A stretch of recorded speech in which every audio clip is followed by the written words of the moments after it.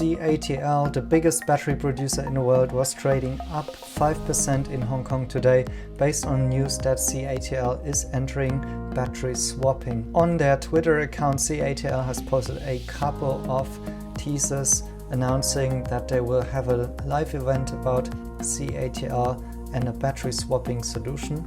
There isn't much that we can actually derive from the images. It pretty much remains up to speculation what will be unveiled tomorrow at the live event. But local Chinese tech reporters and finance media already talked about that this is big for the battery market in general, the battery swapping market and the energy market, in which they say here that Waylai, so that's NIO, has a stake in it, and interestingly also Tesla, so Tesla. Now you may actually want to know whether this is good or bad, or at least my opinion on that, so I'm going to tell you just that. First of all, there's nothing that we know for sure right now, so all of this is speculation. We need to wait for the event tomorrow.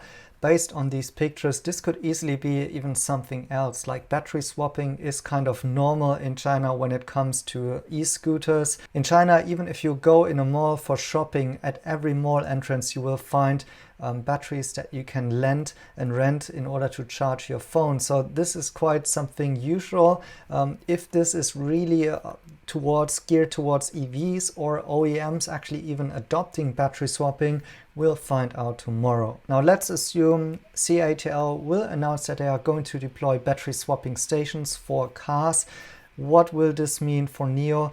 And I think, well, it's nothing new that CATL actually thinks or tips their toe into the waters of battery swapping, since they have actually done a joint venture together with NIO at the battery asset management company, at which actually the batteries that are used for the battery as a service by NIO are in a company, a separate company. They're not on the balance sheet of NIO. That is also invested by CATL and NIO and other investors. So it's not the first touch point for CATL and NIO. Well, will this now mean that they do something together? Well, first of all, I think it's unlikely that NIO will actually open their battery swapping stations to other cars or manufacturers, and not even in cooperation with CATL.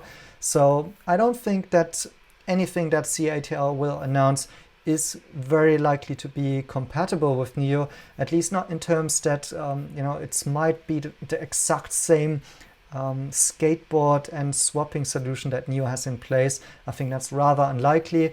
More likely is for CATL that they will introduce their own system, and it's more likely that it's actually not compatible with NIO cars, and I think it doesn't have to actually. Rather, I would say it makes more sense that such kind of a solution would be targeted more to other OEMs, maybe Chinese players, but also even international players that, for one, are maybe not that much about competing with their own charging infrastructure. So if we remember, only Tesla and NIO are actually really building their own charging infrastructure in China. The others are not really, or relying more on the national network. And then second of all, more towards OEM that are not really competing in terms of battery cost or finding their own technical solutions that are better in some ways, like range or cost or something like this. So then you might ask, well, what's in for NIO? Is this actually exciting? Well, I think it is for a couple of reasons. First of all, there are a couple of players in China that are part of this committee for doing the battery swapping standards, and NIO is of course one of them, and they have those national standards in place for battery swapping. And so I think in case even that there is a different system, it is still likely that NIO will somehow get some kind of royalties or licenses that will be necessary in order to build those new swap stations and even implementing the technology in the cars. So this is, I think, where possibly we might see some revenues coming in for NIO. Second of all, what I think would be the ideal solution even is if CATL would announce that this new service, whatever it is actually somehow connected to this battery asset management company that NIO is also invested in, which would ultimately mean whatever CATL is doing, whether or not this is compatible with NIO cars or however they're gonna do it, still NIO would kind of get some fees or cuts at least from the revenues, since they are part of this asset management company, and thereby they may actually see even further benefits, like if this company is growing bigger and stronger and also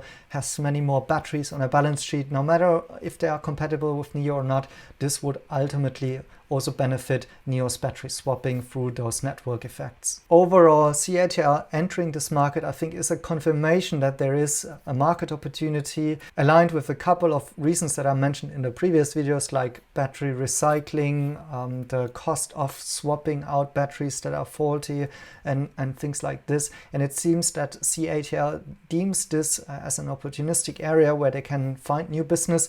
It's also not B2B business in this case, possibly, if they can actually have something consumer facing in this regard. But also, of course, it may help and introduce a more holistic system that may actually be adopted by other OEMs as well. In general, we always need to take care that battery swapping is for certain use cases. It's not for your daily charging activities. It fits some certain requirements, like if you don't have a home charger, if you need more range quickly, if you are on a long distance travel, if you need to upgrade your technology. And so let's see what they're gonna announce tomorrow actually, and I'll definitely make a catch up and see or give you my second thoughts about how this relates to NIO, but also the EV industry and battery industry in general in China, but also globally. So thank you guys for watching, and see you in the next one.